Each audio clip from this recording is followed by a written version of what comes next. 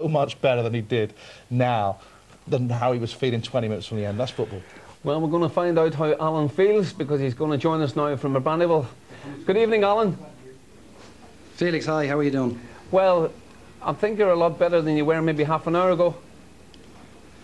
Yeah, definitely. That's the game for you. I felt that we would get back into it. Obviously didn't, at that stage, 2-0 down, you're saying, right, we need to get something quick to get back into the game. You're not thinking of anything, only trying to get the next goal.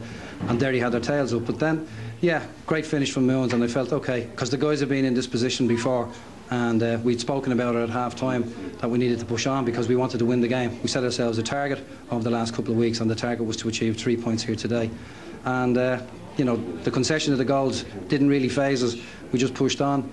There were 3 great goals, and then when Dennis struck and let that one fly, I felt that it was going to just clip the crossbar. But that's the little bit of luck, I suppose, that we hadn't been getting, and we pushed on and got 3 points, so I'm delighted, yeah. I suppose when Dave Mooney clipped the one against the post, you maybe thought, well, it's maybe going to be too easy, but that's some strike. Yeah, Dave, the second half, he looked alive. He caused them trouble. He was running off the back of people. He held it up well, and he looked a threat around goal. And he had to really work hard for his second goal. And you could see the spark in him. Once he got that first goal, his confidence rose, and he was on the move, and he was looking a real threat. And the confidence that he had and showed to clip that one, as you said, he was surrounded. There was a couple of people around him, got it out of his feet, and it would have been a terrific hat-trick. But he's not too disappointed, because Dennis, I think, probably pipped him in the quality goal stake today. Yeah, I mean, you're talking there about Dave Mooney. You picked him up from Shamrock Rovers at Longford Town. When you got the Cork City job, you brought him down to Leeside. I mean, tell us about him. I mean, what makes him so special? I mean, he seems to have an awful lot of good qualities that you're looking for in a centre forward. He's a good lad, Pat. He's very good around the box. He probably could do with a bit more physicality into him, and he's on a weight programme. It's the full time he's been, or the first time rather he's been full time. But his awareness and his awareness in possession is very, very good around the box, and his finishing is very, very good. He's worked on his finishing, particularly since he's come down to Cork. When we was at Longford, we kind of worked on his ratio of chances to scores, and we tried to work that down and make it tighter for him.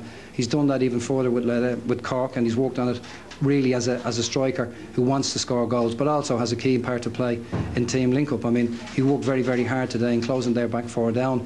Without the ball, he worked well. When he had possession, the ball was back to goal. But I think he's the kind of player that will do something for you. Edge of the box, get it out of his feet and clip. When you seen the goal he scored against Sligo 2 weeks ago, different kind of goal. So he can score a lot of different goals. He's still a long way to go, but I'm delighted that he followed me down, because it showed a great strength of character. He could have gone to other clubs, maybe closer to home, but he showed a bit of hunger and a bit of desire to come down and have a go down here with me and the lads, if you like. And he's integrated well, and we're delighted with the contribution he's making, not just on the goal scoring side of things, but his overall play. He's also let us into a little secret: raised voices at half-time. Can you tell us about that, what you said to the lads? Yeah, Pat, I think you've been in those positions before where you kind of go in and you demand more from the guys in the second half.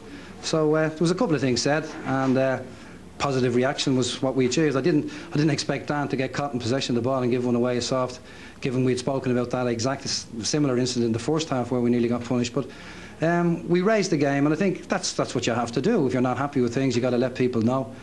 We worked harder in the second half, got our foot back into the game, having, as I said, made it more difficult for us, and we pushed on and won. And as I said, we'll be in that position, having been in that position a couple of times before. The players knew, and we'd spoken about it at length, that we really had to show extra resolve to push on and ensure we got the right result. So that's football. I mean, you'll have a bad half and have a go at half time and get a better performance out of guys in the second half. Sometimes you'll have a go and it won't work for you. Today, thankfully, it did. Alan, you had a bit of a go at half time, and then when Derry scored the second, and we saw pictures of your face, there was almost a look of resignation. But what were your thoughts when Derry actually scored the second goal? Hope they don't get a third.